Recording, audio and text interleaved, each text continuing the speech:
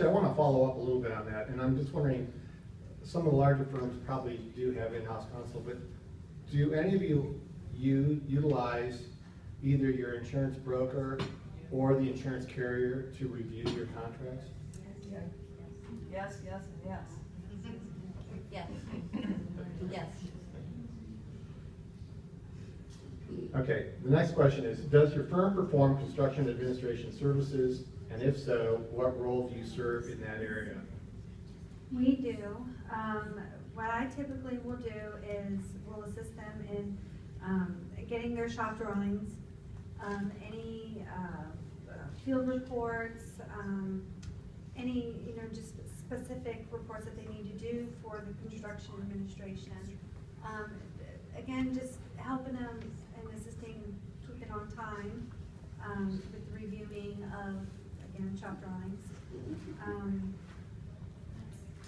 I think because our firm is so much smaller, that the architects and engineers do a lot of their own stuff, and we're kind of like just a backup. We help them, moving along and stay on track. Clark Nixon does start design to close out on almost all of our projects. So we do construction admin. We use Newforma to manage construction admin.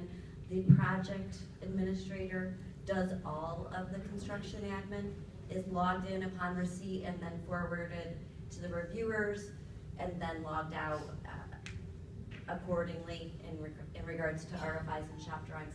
One of the biggest items that we're seeing now is that our contractor or our CM doesn't have a construction admin contact.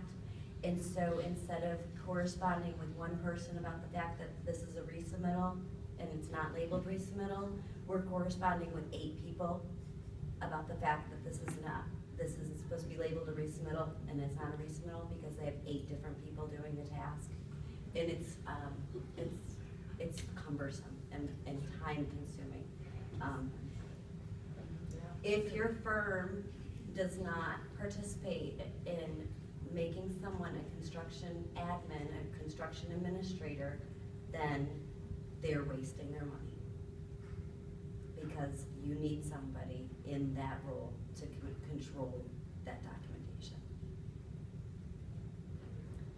Yeah, I definitely think we all know this is where the problems start. Is if there's something wrong, it pops up in CA. And I think the admin is like essential in this process. We utilize Submittal Exchange. Some of you guys may be familiar with that. Really, really great online tool to keep the paperwork moving, and it puts transparency out there and holds people accountable, and things just happen.